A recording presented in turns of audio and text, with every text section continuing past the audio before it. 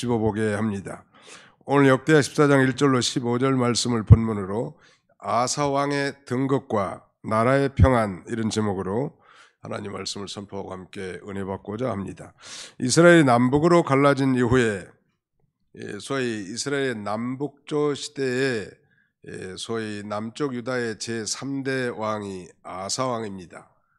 사울과 다윗 그리고 솔로몬 때까지는 통일 이스라엘을 이루고 있었지만 솔로몬의 아들 르호보암 당시에 소위 북이스라엘 10개 지파와 남쪽 유다의 2개 지파로 이렇게 소위 분국이 됐죠.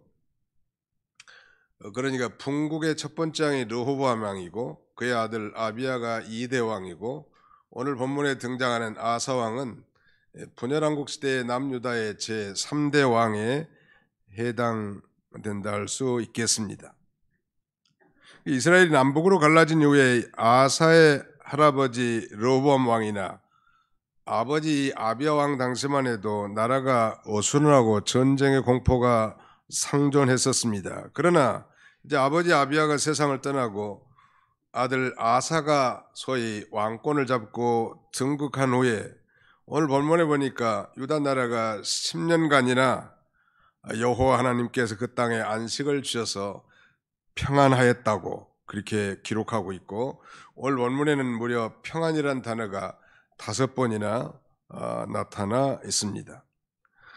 유다 나라가 적어도 이 아사 왕 치세 41년 가운데 이 10년은 아주 하나님의 특별한 은혜로 평안을 누렸고 그리고 이 치세 35년까지도 이 아사 왕이 하나님을 의지하고 하나님을 찾고 부르짖음으로 나라가 형통했었습니다.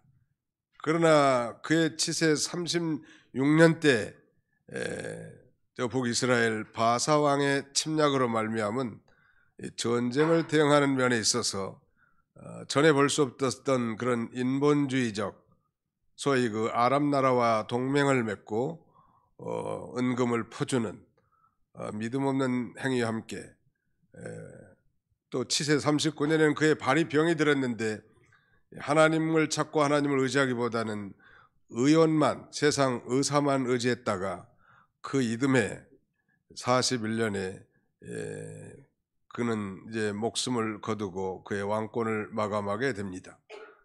적어도 전반적으로 따지면 아사 왕의 삶이 온전하였다고 성경은 그렇게 기록하고 있는데 특별히 그의 치세 초기에 하나님의 특별한 은혜로 나라가 대단히 평안했었죠. 오늘 우리 조국의 이 반만년 역사 가운데 6.25 이후 지금 72년을 지내고 있는데요. 이렇게 이 72년 동안 번영과 평화를 누렸던 그런 일은 그야말로 우리 역사 가운데 찾아보기 어렵단 말.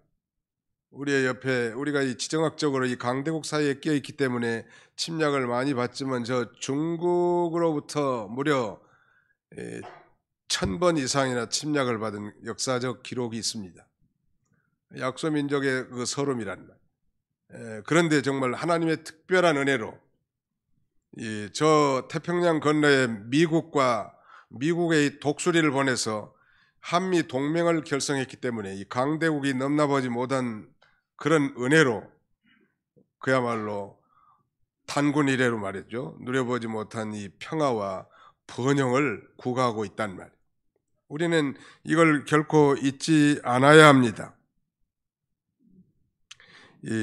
오늘 이 여호와 하나님께서 유다 나라에 평안을 주셨는데 이것은 아사 왕이 이러한 그 평안함의 근원이 여호와 하나님께로부터 왔다고 이렇게 고백을 하고요.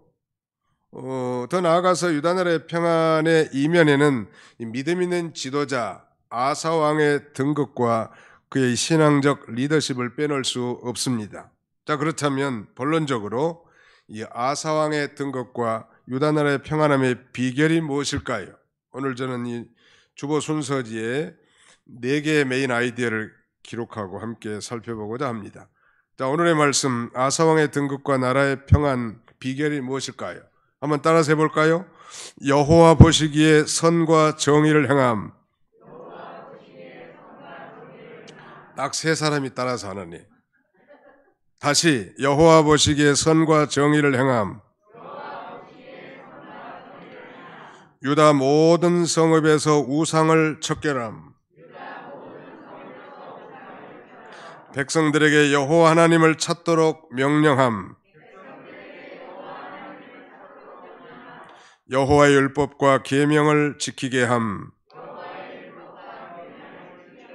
네, 바로 이 아사 왕의 등극과 함께 그의 치세 촉이 말하자면 신앙적 개혁 조치라고도 말씀드릴 수 있겠는데, 그 첫 번째가 여호와 보시기에 선과 정의를 행함. Doing good and justice in the sight of the Lord. 여호와의 보시기에, in the eyes of the Lord. 여호와의 눈에 보기에 선과 정의를 행했다고 말씀하고 있습니다. 이 선과 정의는 하나님의 성품이죠. 하나님의 기쁘신 뜻입니다. 유다의 왕들 중에서 바로 선한 왕들의 특징은 줄곧 여호와 하나님 앞에서 정직한 왕들이었다는 것. 정직이란 뭡니까?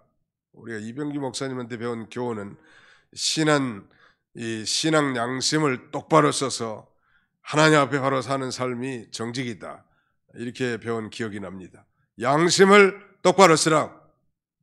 예수를 믿는다고 직분을 가지고 다니면서 양심을 슬슬 어긴다면 되겠단 말이에요. 하나님 앞에 양심 똑바로 써서 바로 믿으라는 거예요. 또 아사 왕이 그렇게 살았음을 이렇게 증명하고 있고요. 이 구약시대의 많은 그 선지자들도 백성들에게 설교할 때 바로 그걸 선과 정의를 강조하고 있습니다. 가령 미가서 6장 7절 이하 8절에 보니까 이렇게 말합니다.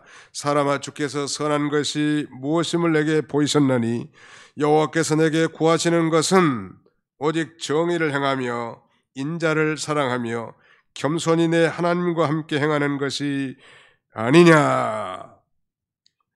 여호와께서 선한 것이 무엇인 걸 보여줬는데 그것은 곧 정의를 행하는 것이다. To act justly.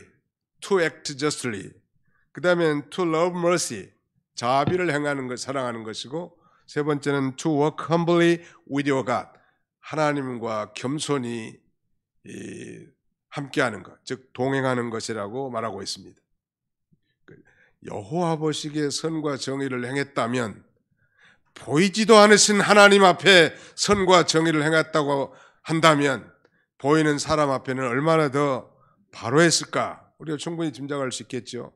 이런 나라의 하나님은 평안을 주셨음을 말씀하고요. 두 번째는 한번 따라서 합시다. 유다 모든 성읍에서, 다시 유다 모든 성읍에서 우상을 척결함. 예. 아사는 우선 백성들의 신앙과 영성의 장애가 되는 모든 우상들을 다 근절합니다. 하나님께서 제일 싫어하는 게 뭐냐면 우상 숭배예요. 질문하겠습니다. 하나님께서 제일 싫어하는 죄가 뭐예요? 우상 숭배하는 것. 그래서 십계명의 제1계명은 나 외에는 다른 신들을 내게 있게 하지 말지니라. 즉 우리의 예배와 경배의 유일한 대상은 곧 하나님밖에 없음을 선언합니다. 제2계명에서는 우상을 만들지도 말고 절하지도 말고 섬기지도 말라는 거예요. 우리가 하나님을 섬기는 데 있어서 그렇게 우상을 섬기는 심리로 해서는 안 돼.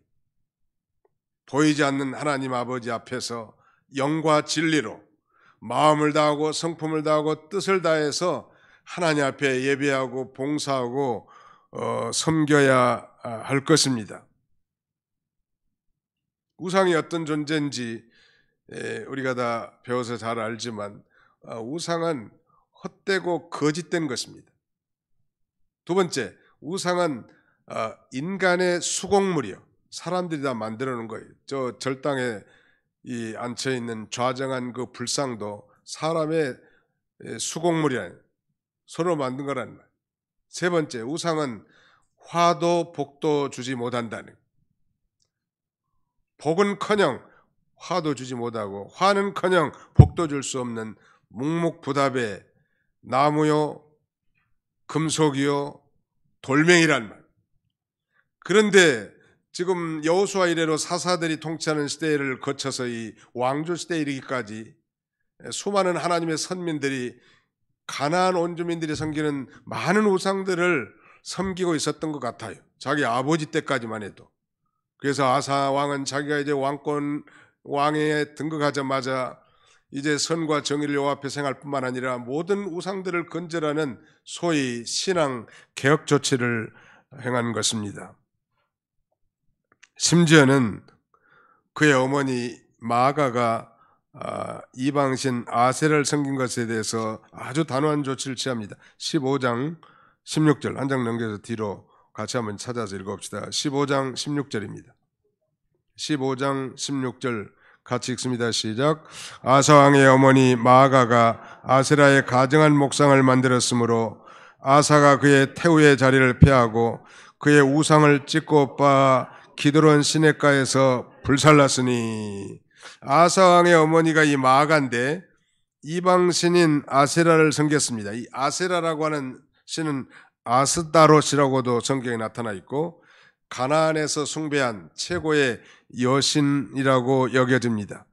종종 달의 여신이라고 불렸고 성경은 태양의 신인 바알신의 배우자로 묘사되고 있습니다.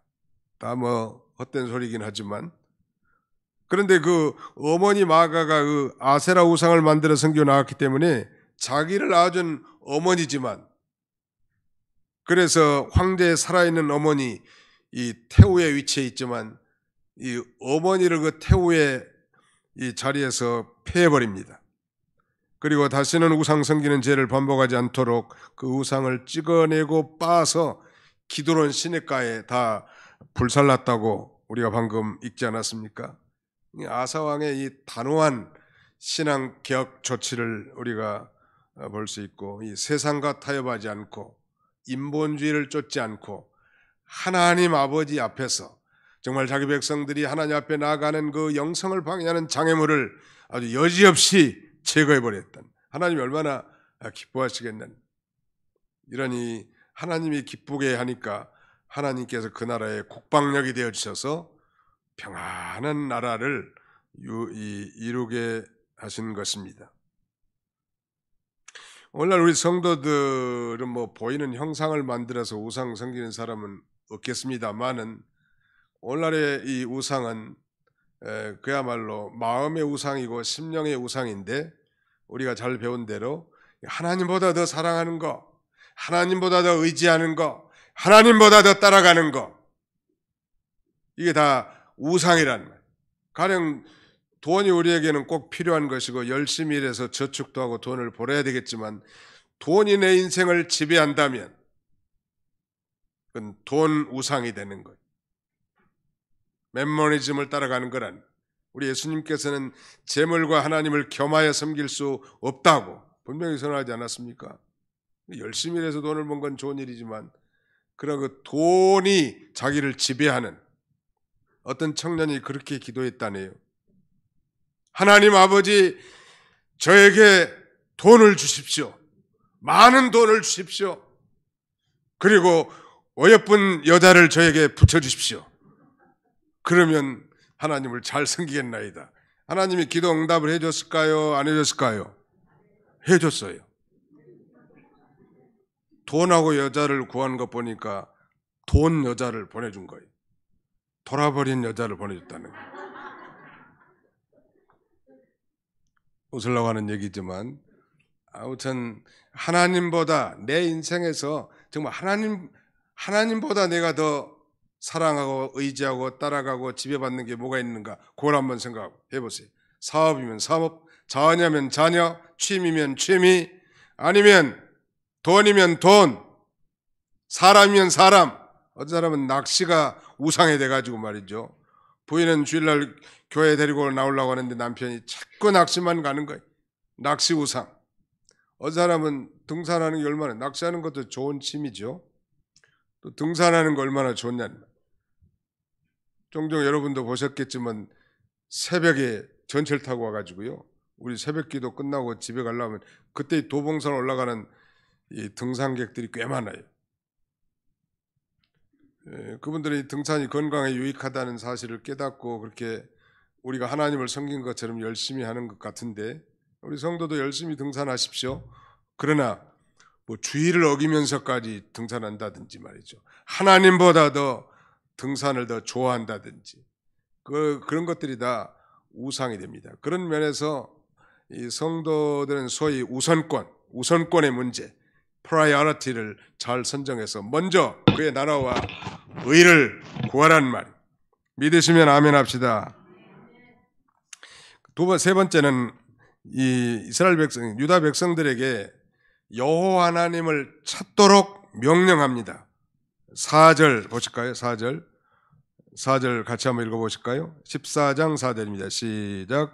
유다 사람에게 명하여 그 조상들의 하나님 여호와를 찾게 하며 그의 율법과 명령을 행하게 하고, 백성들에게 여호와 하나님을 찾도록 왕명을 내린 거예요. 어명. Commanding the people to seek the Lord God. 여호와 하나님을 찾도록. 이 찾다는 말은 기도하다는 말과 같습니다. 우리 성경에 마태복음 7장 7절에 구하라 그리하면 줄 것이요 찾으라 두드리라는 것, 찾다 구하다는 말이 seek the kingdom of God, 하나님의 나라를 찾고 구하라는 건데요, 바로 이 찾고 구한다는 것은 기도한다는 말과 같은 말이에요. 자, 좀 더 쉽게 말씀드리면 왕이 온 백성들로 하여금 기도하도록 명령을 하고, 만약에 기도하지 않는 사람들은 찾아서 죽이라는 거예요. 정말 놀라운 명령이죠. 자, 거기 한번 읽어보겠습니다. 15장 12절 13절 14절까지, 15장 12절로 14절까지 뜻을 생각하면서 같이 읽습니다. 시작. 또 마음을 다하고 목숨을 다하여 조상들의 하나님 여호와를 찾기로 언약하고, 이스라엘 하나님 여호와를 찾지 아니하는 자는 대소남녀를 막론하고 죽이는 것이 마땅하다 하고, 무리가 큰 소리로 외치며 피리와 나팔 불어 여호와께 맹세하며. 세상에 마음을 다하고 목숨을 다하여 조상들의 하나님 여호와를 찾기로 언약하고, 만약에 이스라엘 하나님 여호와를 찾지 아니하는 자는 남녀 대소를 막론하고 죽이는 것이 마땅하다고 하고, 백성들도 거기에 아멘으로 화답한 거예요. 만약에 기도하지 않는 사람들 다 죽인다면 여기 앉아 있을 분들이 몇 분이나 있을까? 이건 아마 우상에게 구하고 하나님께 구하지 않는 걸 가리킬 것입니다. 하나님을 찾고 하나님을 구하지 아니하고 저 바알과 아세라를 찾고 구하는 자들, 이런 자들을 죽이기로 맹세한 것.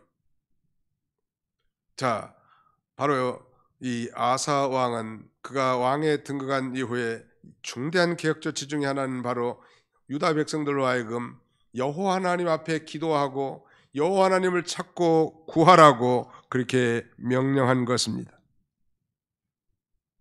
그 이유는 여호와를 찾는 것이 살 길이기 때문에. 너희는 여호와를 찾으라 그리하면 살리라. 아모스 선지자의 피 맺힌 외침이요. 너희는 여호와를 찾으라 그리하면 살리라. 바로 그 여호와 하나님은 천지를 창조하신 전능하신 하나님이시죠. 어떻게 산단 말입니까? 여호와 하나님을 찾으면 먼저 우리 영이 살아요. 우리 영이 사는 사람들은 하나님께서 우리 육신도 필요한 것을 공급해서 살게 하신 하나님이에요. 이건 믿는 자만 갖는 깨달은 비밀이란 말. 기도만 한다고 삽니까? 교회만 나간다고 밥을 먹여줍니까? 그렇게 말하는 분들 종종 있죠. 그러면 뭐라고 대답하시나요? 그렇게 대답하라. 먹여준다고. 여호와를 찾으면 살게 해주겠다고 성경은 약속하고 있다. 문제는 여호와를 찾지 않는 그런 불신앙이 문제지. 나머지 하나님이 자기 백성들이 필요한 걸 왜 공급해 주시지 않겠냐는 말이에요. 아사는 하나님이 이렇게 믿음으로 나가니까 하나님이 놀라운 평안을 주셨고, 이 평안한 전국에 나태함과 게으름으로 나가지 않고 그는 이제 국방력 강화에도 힘을 씁니다. 그 내용이 이제 오늘 본문 7절로 8절의 내용이, 군사를 점거해 보니까 유다에서 30만, 베냐민에서 28만, 또한 58만 명의 군사들을 점거했고요. 그 앞에서는 아주 이제 여러 가지 이 성곽과 망대, 문과 빗장을 다 만들었단 말. 그래서 이제 국방력을 준비하는. 여러분, 우리가 우크라이나 사태를 바라보면서 이 국방력이 전제되지 않은 이 경제 발전은 그야말로 사상 누각이라는 것을 금방 알 수 있잖아요. 국방력이 없는 나라의 번영은 사상 누각이에요. 언제 모래에 지은 집과 같이 언제 무너질지 알 수 없다는 걸 알 수 있잖아요.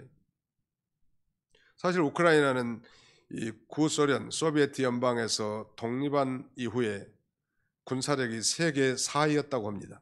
핵무기까지 가진 아주 강력한 나라였는데, 그 민스크 협정인지 아무튼 잘 모르겠습니다만 그 핵을 다 러시아로 넘기고 폐기 처분하고, 러시아와 네이토라고 하는 나토가 우크라이나의 안보를 보장한다는 조건으로 핵무기를 폐기했다. 만약에 지금 우크라이나에 핵무기가 있었더라면 절대 푸틴이 넘나보지 못했을 겁니다. 2014년대는 크림반도를 빼앗더니 동부의 2개의 자치구를 또 빼앗는 거예요. 그리고 이제 전체를 다 자기 손아귀에 넣고 꼭두각시 정부를 세우려고 하는 거예요. 말하자면 괴뢰 정부. 그것이 푸틴의 목적 아니에요? 겉으로는 나토의 동진을 막는다고 말하지만 나토가 무분별하게 러시아를 공격할 이유는 없죠. 말씀드린 요지는 이런 평안한 가운데서도 국방력을 준비한 것처럼 우리가 사실 6.25 이후에 약 70년 이상 이렇게 평안한 시대가 없었다고 그랬죠. 늘 전쟁이 상존하고 가난과 빈곤에 찌달린 민족. 선교사들의 보고에 의하면 도저히 소망이 없는 이 조선 민족이 어떻게 이렇게 번영되고 평안을 누릴 수 있을까? 하나님이 그렇게 해주시는 거예요.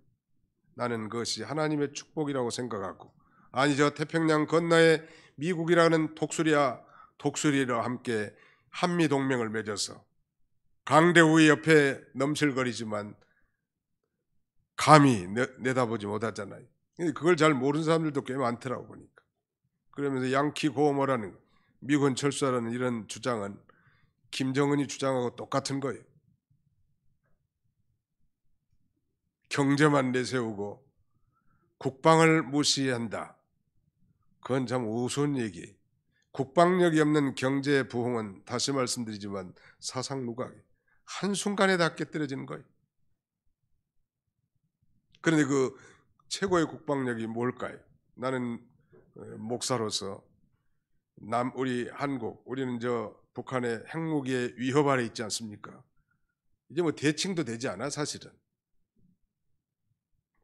그럼에도 불구하고 우리의 최고의 국방력은 우리 남한에 있는 우리 기독교 신자들이라고 생각합니다.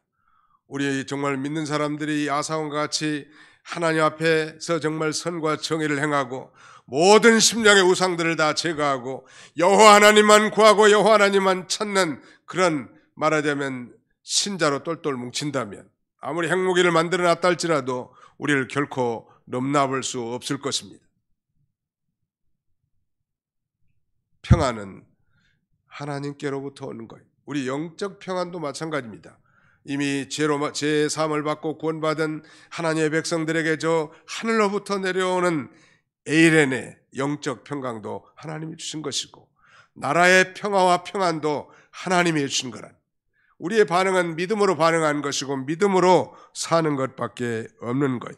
자, 거기 다시 7절 아사의 고백을 들어봅시다. 같이 한번 읽어보겠습니다. 14장 7절입니다. 시작. 아사가 일찍이 유다 사람에게 이르되 우리가 우리 하나님 여호와를 찾았으므로 이 땅이 아직 우리 앞에 있나니 우리가 이 성읍들을 건축하고 그 주의 성곽과 망대와 문과 빗장을 만들자. 우리가 주를 찾았으므로 주께서 우리 사방에 평안을 주셨느니라 하고, 이에 그들이 성읍을 형통하게 건축하였더라. 우리가 주를 찾았으므로 두 번이나 반복하면서 주께서 우리 사방에 평안을 주셨느니라. 하나님이 평안을 주신다. 그럼 우리가 이렇게 평화롭게 예배하고 하나님을 섬기는 것에 대해서 우리는 일상의 당연한 것으로 생각하지 말고 감사하고, 이 평안이 하나님께로 온 줄 알고 그 하나님 앞에 우리가 바로 살아야 할 것입니다. 그 얼마나 하나님을 간절히 찾았는지, 그의 치세 초기에는요, 이 구스, 즉 에티오피아 군대 100만 대군과 그 다음에 병거 300대를 거느리고 이제 남유다를 쳐들어옵니다. 그는 전열을 갖추고 맨 먼저 한 행동이 뭔지 이제 11절에 이렇게 말씀하고 있습니다. 아사가 그의 하나님 여호와께 부르짖어 이르되 여호와여, 힘이 강한 자와 약한 자 사이에는 주밖에 도와줄 리가 없사오니 우리 하나님 여호와여, 우리를 도우소서. 우리가 주를 의지하며 주의 이름을 의탁하옵고 이 많은 무리를 치러 왔나이다. 여호와여, 주는 우리 하나님이시오니 원컨대 사람이 주를 이기지 못하게 하옵소서 하였더니, 이렇게 하나님을 간절히 찾습니다. 그의 기도의 응답은 우리가 찾아보지 않는다 할지라도 짐작할 수 있겠죠.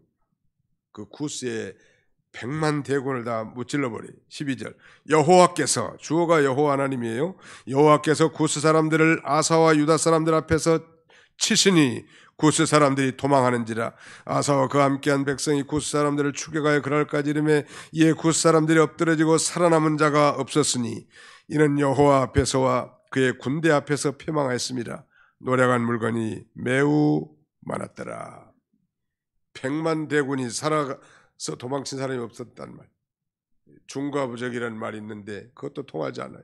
왜? 하나님이 함께 하시면 감당할 세력이 없단 말. 하나님을 찾는 거, 이거 참 중요해요. 코로나라고 하는 이름의 빌미로 요새 새벽기도 기도하는 이런 숫자가 더 줄었고 금요 기도에 참여하는 숫자도 줄었습니다. 여호와 하나님을 찾는 것이 사는 길인데, 우리가 다시 한번 자신들을 차단하고 점검해서 여호와 하나님을 찾지 않는 이걸 회개하고 다시 하나님께 나와 하나님을 찾고 부르짖고 하나님을 의지하고 구하는 복된 성도들이 다 되시기를 주님의 이름으로 축원합니다.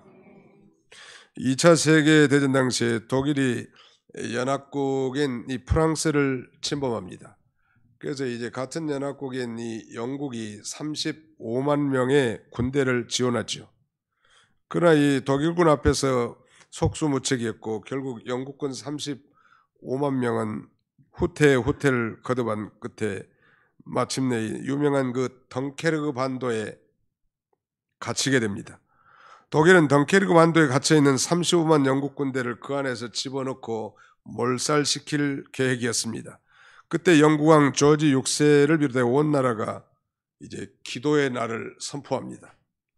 왕은 굵은 벼옷을 입고 하나님 앞에 온 국민과 함께 이렇게 기도합니다. 모든 일을 해결할 수 있는 여호와 하나님, 우리는 어떻게 할지 알지 모르지만 저희를 인도해 주시옵소서. 우리의 길이 막힌 것이지 하나님의 길이 막힌 것이 아닐 것입니다. 이렇게 기도하면서 모든 걸 하나님께 맡기고 기도합니다.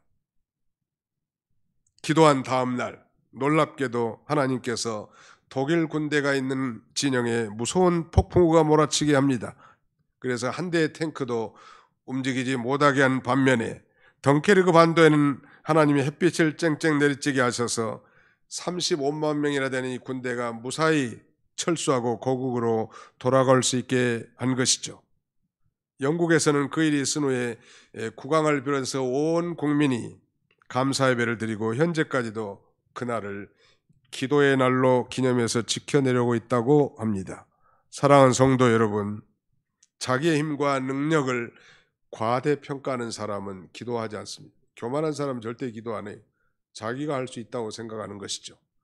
주님, 저는 아무것도 할 수 없습니다. 주님의 도우심과 자비하심과 긍휼하심이 없다면 나는 아무것도 할 수 없는 무력한 인생입니다. 주님 도와주시옵소서. 이것이 바로 신앙적 자세란 말. 믿으시면 아멘 합시다. 하나님 앞에 그렇게 기도하라는 말. 우리가 참 하나님 앞에 참 뻔뻔하고 보잘것없는 존재지만 그럼에도 불구하고 십자가의 보혈에 의지해서 당당하게 그 은혜의 지성소에 들어가 하나님 앞에 간구할 수 있는 특권이 우리 믿는 성도에게 주어져 있는데 바로 그 하나님을 찾고 구하라는 말. 그러므로 긍휼하심을 받고 때를 따라 돕는 은혜를 얻게 하여 은혜의 보좌 앞에 담대히 나아갈지니라. 은밀한 지성소 그 은혜의 보좌 앞에 하나님의 도우심을 받기 위해서 나아가 하나님을 찾고 구하고 두드린 자에게 하나님은 천례적 신령한 귀한 도우심을 그에게 베푸시는 것이죠. 이 아사왕의 이 개혁 조치 가운데 백성들로 하여금 하나님을 찾게 함으로 하나님이 너무 기뻐서 그 나라를 평안하게 지켜주셨고요. 마지막 하나는 그들로 하여금 백성들로 하여금 그 언약 백성들에게 여호와의 율법과 계명을 지키게 하는. 사실 여호와 율법과 계명은 언약의 말씀이고 언약 백성들이 그것을 지킴으로 번영되고 축복된 삶을 살게 하는 것입니다. 무슨 계명과 율법을 지켜서 구원 얻는 게 아니에요. 언약 백성은 원래로 말하면 이미 구원받은 백성들인데 구원받은 백성들에게 번영되고 평화로운 삶을 살도록 행복한 인생을 살도록 우리에게 주신 선한 율법이에요. 나를 사랑하고 내 계명을 지키는 자에게는 천대까지 은혜를 베푸시느니라. 다른 성경에는 인애를 베푸시느니라 이렇게 돼요. 인애. 저는 인애란 단어를 너무 좋아해요. 히브리 말로 이건 헤세드라고 합니다. 헤세드라고 하는 것은 다른 말로 자비, 긍휼 이렇게도 해석할 수 있지만 인애 최고의 좋은 번역인데요. 이것은 언약 백성들에게 베풀으신 하나님의 놀라운 사랑을 가리킵니다. 오늘 우리는 예수 그리스도를 믿음으로 말미암아 그의 피로 맺어진 하나님의 새 언약 백성들입니다. 그럼 우리가 부족하고 허물이 많고 실수도 많지만은 그러나 하나님 앞에 나와 기도할 때 하나님은 저 십자가의 보혈을 보시고 우리를 받아주시고 우리에게 필요하고 또 우리의 어그러진 모든 문제도 하나님께서 해결해 줄 수 있다는 말. 그 하나님을 찾는 것, 이것이 곧 축복받는 비결이고 유다의 평안의 비결인 것이죠. 이사야 48장 17절 이하 보니까 이렇게 기록하고 있습니다. 나는 내게 유익하도록 가르치고 너를 마땅히 할 길로 인도하는 내 하나님 여호와라. 내가 나의 명령에 주의하였더라면 내 평강이 강과 같았겠고 공의가 바다 물결 같았을 것이다 라고 말합니다. 역설적으로 이건 무슨 말이에요? 내가 나의 명령에 주의하지 않았고 귀를 기울이지 않았기 때문에 평강이 사라지고 공의가 사라졌다고 책망하는 거 아니겠습니까? 정말 우리가 하나님의 계명과 율법, 특별히 도덕적인 율법 대표되는 십계명을 잘 준행하고 살 때 하나님께서는 이 평강이 강물처럼 흐르고 공의가 바다 물결 같게 채워진다는. 요새 대선 후보 가운데 이 공평과 정의를 내세운 사람도 있습니다만은 그러나 하나님 아버지 앞에서 공의롭고 정의로운 그런 나라를 이루기 위해서 이 언약 백성들이 마땅히 여호와 율법과 계명을 지키는 것입니다. 성경에는 악인에게는 평안이 없다고 강조합니다. 하나님의 평안은 죄를 철저히 회개하고 하나님을 믿고 그의 계명만 순종하고 잘 때 누릴 수 있는 것이죠. 우리 하나님은 그래서 중심을 보시는 하나님, 중심. 한번 답사. 사람은 외모를 보지만 우리 하나님은 중심을 보십니다. 사람 앞에 나타내 보이려고 할 필요 없어요. 하나님 앞에 바로 하면 또 사람도 인정할 날이 온다는. 사람이라는 건 대단히 한정적인 존재. 눈이 두 개밖에 없잖아요. 뒤통수는 아예 없고. 그 뒤에서 무슨 일이 일어나는지 알 수가 없는 그런 존재. 두 눈 가지고만 보고 판단하고 느끼고 그래서 얘기하니까 언제나 불완전한 거예요. 사람 앞에 좋은 평판 얻을 생각 말고 하나님 아버지 앞에 바로 하는 거예요. 여호와 하나님 온 땅을 두루 감찰하사 이 전심으로 자기를 향하는 자에게 능력을 베푸신다고. 그럼에도 불구하고 이제 아사왕이 치세 후반에 35년 이후에는 이런 믿음이 좀 식어져요. 그래서 선지자들에게 책망을 받고 급기야는 그의 발에 병이 들었는데도 하나님을 찾기보다는 세상 의사만 의지했다가 그의 이제 왕권을 마감하게 됩니다. 나는 이 부정적인 면은 좀 생략하고 앞부분 정말 신앙 개혁 조치를 하고 나라의 평안을 유지했던 그의 그 투철한 이 개혁적 그런 신앙이 우리에게도 굉장히 유익할 것 같아서 오늘 이 아사왕의 등극과 나라의 평안 이런 제목으로 말씀을 선고했는데 우리가 이 말씀을 마음에 깊이 한 주간 동안 또 새기면서 심령의 평안도 누리는 것. 세계인들이 제일 좋아하는 성구 하나가 있는데요. 통계적으로 그게 빌립보서 4장 6절로 7절이라고 합니다. 아무것도 염려하지 말고 오직 모든 일에 너희 구할 것을 기도와 간구로 감사함으로 하나님께 아뢰라. 그래야 모든 지각에 뛰어난 하나님의 평강이 그리스도 예수 안에서 너희 마음과 생각을 지키시리라. 하나님을 찾으면 천례적 평강이 우리의 심령을 충만하게 지배하게 된다는, 나라의 평안도 마찬가지. 이런 복된 성도님들이 다 되시기를 주님의 이름으로 축원합니다. 거룩하신 우리 아버지 하나님 감사합니다. 오늘도 원근 각처에서 사랑하는 성도들 보내주시고 또 좋은 일기를 주셔서 우리 아버지 하나님 앞에 예배할 수 있도록 은혜 주심을 진심으로 감사하고 감사를 드립니다. 자비로우신 우리 아버지 하나님, 이 나라가 정말 6.25 이후에 70여 년 동안 하나님의 특별하신 애로 번영과 이런 평안을 이렇게 경험하는 가운데 있지만은 우리가 정말 그것의 절실함을 다 잊어버리고 그저 마땅하고 당연한 것인 줄 알겠던 우리들에게 정말 하나님이 우리에게 이 놀라운 평안을 주셨다는 사실을 다시 한번 상기시키고 우리가 그러므로 그 하나님 앞에 어떤 자세를 취해야 될지를 우리에게 교훈해 주셨사오니 여호와 보시기에 선과 정의를 행하고 우리의 심령의 모든 우상을 제거할 뿐만 아니라 여호와 하나님을 날마다 찾고 구하고 두드리는 인생을 살고 언약의 말씀, 축복과 은혜의 말씀을 날마다 준행해 살아감으로 우리의 마음의 평안과 가정의 평화와 이 조국의 평강이 넘치는 복된 삶을 살게 하여 주시옵소서. 예수님의 이름으로 기도하옵나이다. 아멘.